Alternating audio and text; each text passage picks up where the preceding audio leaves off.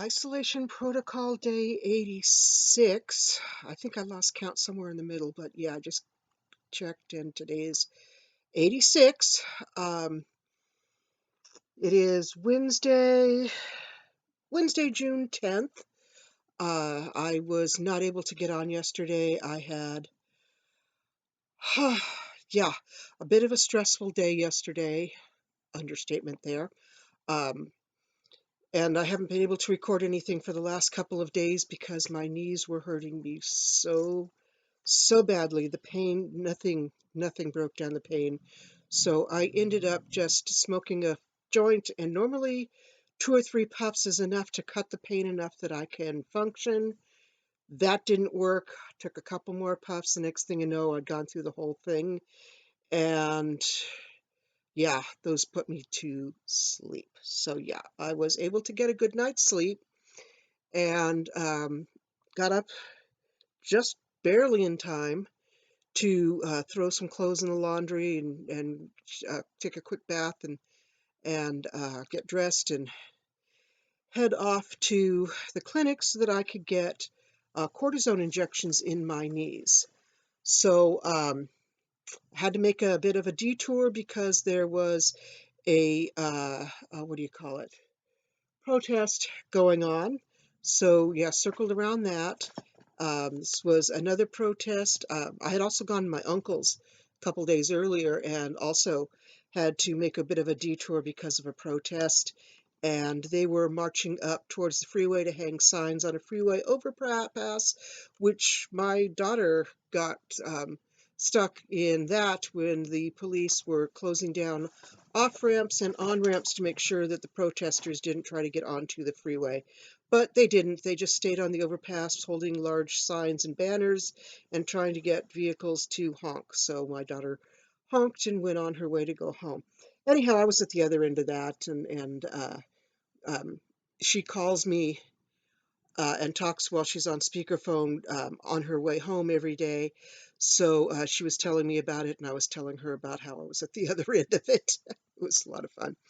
Anyhow, um, yep, my name is Kelly, because I keep forgetting to say that. At my uncle's, um, things are starting to lift here. You can now, instead of staying isolated within your own household, your own immediate household, you can now start socializing in bubbles. And what these bubbles are is groups of households that can get together and socialize in person as long as the people within your bubble are not also in any other bubbles. So I started calling around, checking with my sisters, my daughter, and they are all, well, my daughter has always been doing this. There are a lot of other single elderly people that she is friends with or work in her building. They're singles and who have health issues, and she didn't want them going out, so she would do all of their shopping, and her hubby would socialize with them, just because a lot of them being elderly people, they don't have smartphones and internet and things like that. So their only socialization is actually getting together with people. So they have been doing that, which meant that um, I probably shouldn't be hanging out with my daughter because she lives with him and he associates with them, and that's too big of a bubble. My sisters all work in high-risk areas with high-risk population, so I kind of don't want to do that.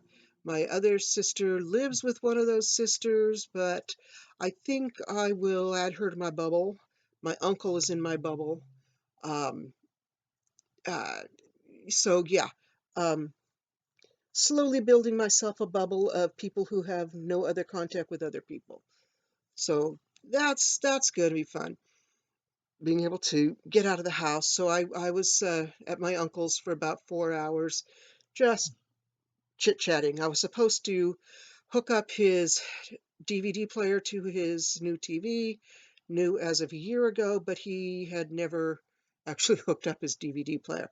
So he wanted me to hook that up. We got to talking so long that I didn't do that. Anyhow, so when I was heading to the clinic yesterday, Got stuck in another protest, had to go around that. Got there just in time, pulled into the parking garage, found a parking spot that wasn't too far from the elevator, hopped in the elevator, and the elevator got stuck. And for about 10 minutes or so, I was pushing whatever buttons I could. The call button didn't work, nothing. The alarm was going off, but it was more of a meh than the actual loud alarm that you hear. It was buzzing and clicking and making all kinds of noises, and the buttons were dark. So, yeah, very, very scary. And all of a sudden, it dropped maybe a foot or so, scared the crap out of me. I was only on the second floor, but still scared the crap out of me.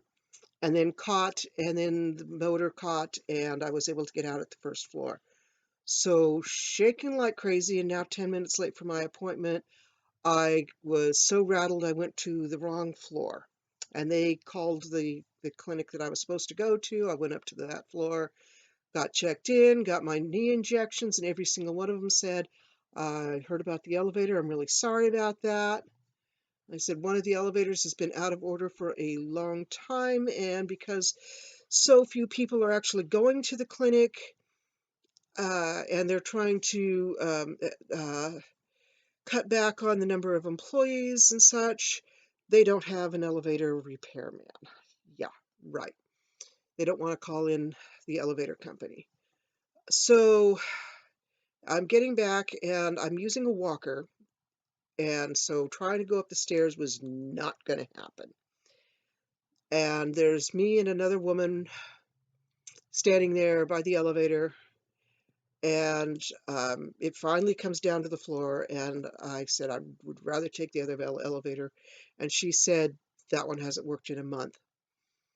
She says, you go ahead and go first. Since they're very tiny elevators and social distancing is not possible in them, and there's a sign on the elevator that says limited to one group, um, uh, one household, excuse me. Uh, um, so I got in, got up to the second floor, heard her hit the button. She went back down, and I'm sitting there catching my breath because I had to run across the street. Cars do not even slow down there. It's crazy. Sidewalk, light, they go right through it. So anyhow, so I'm sitting there resting, and I hear her get into the elevator, and I hear it making that buzzing and clicking again. And I'm going, crap, I'm so glad it wasn't me getting caught in it again. But it's buzzing and clicking, and she starts shouting, can anyone hear me? Can anyone hear me? So I knock on the elevator door and I say, yeah, hold on a minute. And I lean out and I shout across the street to the security guard in front of the clinic to call maintenance because someone is stuck in the elevator. And the alarm is going off, but it's one of those really, like I said, just anemic little mehs. So, yeah, I got in my car, rolled down the window, and just waited to hear if she was going to be able to get out of the elevator. And it was probably about another 15 minutes or so before I heard a lot of commotion and shouting and are you okay? Yep, we're going to get you out of there. And so I figured, okay, she's got someone helping her now, so I can leave. So I left, got home, and I was still shaken about getting stuck in the elevator and almost getting stuck a second time. And so, yeah, I just, yeah, ate myself a what do you call it? Frozen dinner. Forget even, I don't even know which one it was, just whatever was on the top of the stack. Heated it up and ate it and went to sleep. So, nope, no recording yesterday. Anyhow, I actually had a fairly good night's sleep because my legs were not screaming in pain. I mean, they still ache, they're throbbing. The cortisone makes my heart just race. I keep getting drenched in sweat. It throws my asthma out of whack, but from experience, I know that that is only about a 2 to 3 day reaction. And after that, everything goes back to normal. So yeah, I'm looking forward to being able to walk. Excuse me, I need to use my inhaler. It's been an hour, so I can use it again.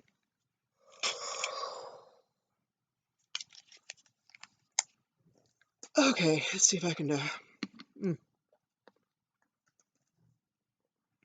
Anyhow, so what's going on? What's news here? I saw a Facebook ad that I've been seeing for quite some time about getting a free kit from my yarn club. The kit is 2 pieces of paper stapled together. Yeah, with extremely simple patterns. I mean, just crazy simple. You do not even have to know anything about knitting or crocheting to get this kit. And one small skein of Lion Brand jeans yarn. This is 3.5 ounces, 100 grams, 246 yards or 225 meters. It says it's a number 4. It is just barely a number 4. It is, pardon the chipped nails, I've been washing my hands like crazy. It is kind of a thin side of 4. It is kind of soft, but they're listing it as $15. So when you join the yarn club, you pay $20 a month to get your yarns at half price, but they list this at $15. That makes it a $7.50 skein of yarn. Plus you have to pay shipping. So I started looking around. I can get that exact same skein of yarn for anywhere between $4.50 to $6. So why would I pay $20 a month plus outrageous amount of shipping to join this yarn club to get what they call half price yarn when they more than double the price anyway, and the half price is what it is less than what it sells for other places. It's crazy. There is that my yarn club is, in my opinion, a total scam. People who do not do their homework, do not look around to see what the price of their yarns really are. And I didn't check just this one, the jeans yarn. I checked several other yarns that they have, and they sell a lot of really inexpensive yarns, crank the price up to about double of what you can find it anywhere else. I should have written down some of the prices and stuff, but they have Karen Simply Soft. You can get that on sale all the time for anywhere between $2.50 and $3 a skein. They're selling it for $9.50. I think it was $9.50 or $11.50, something crazy like that. But yeah, all they sell is cheap yarns that you can get anywhere for half the price that they're selling it. And then on top of that, you have to pay $20 a month to be a member of this club. That's crazy. That is just totally crazy. And people who keep saying things like, I saved $51 on this yarn. Yeah, $51 if you're looking at their doubled prices that are then half again. Right. You're going to spend $50 of yarn to get what they say is $100 a yarn, and you could get it elsewhere for $40? No. It's a scam. It is a total scam. Stay away from my yarn club. It is not worth it. I already talked about the so-called yarn box from Knit Crate that I got last month, which was 2 skeins of this fingering weight wool, which again, I looked at where they got the wool and the prices that they were selling it there. And if I ordered it directly from them, I could get it cheaper.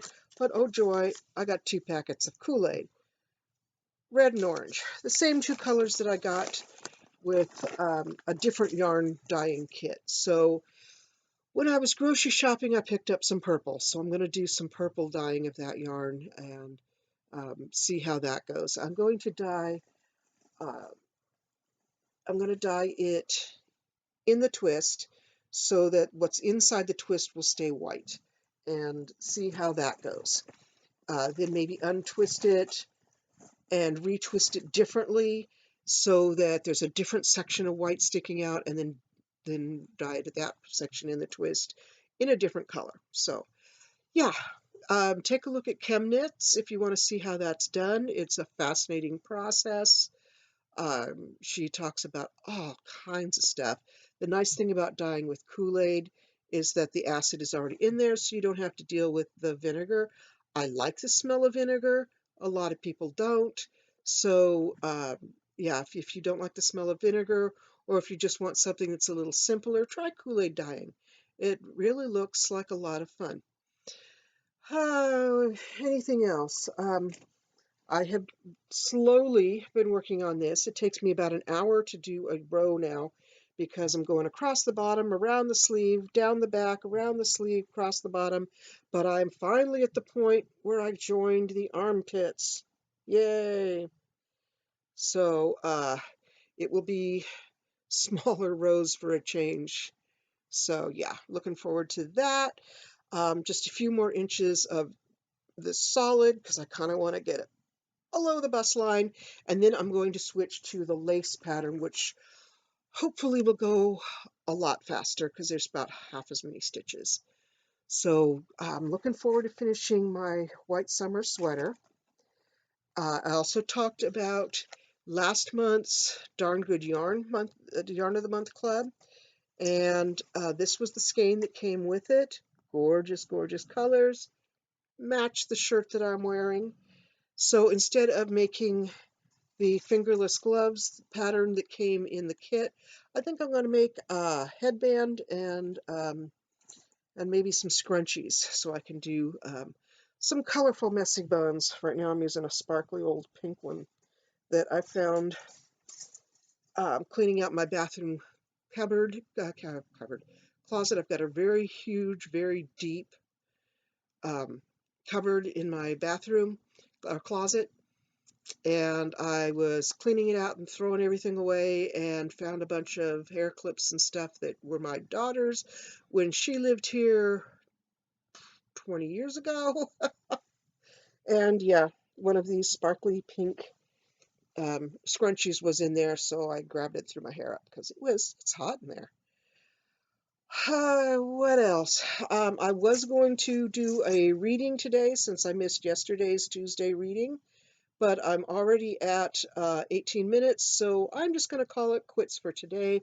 I will hopefully be able to get some reading done tomorrow, and also some other news about what went on at the clinic and stuff tomorrow. So yeah, I'm just getting tired and out of breath because this cortisone wipes me out, and I'm having another bout of dripping in sweat. Of course, it probably doesn't hurt that the dog just cuddled up next to me and is half on my lap.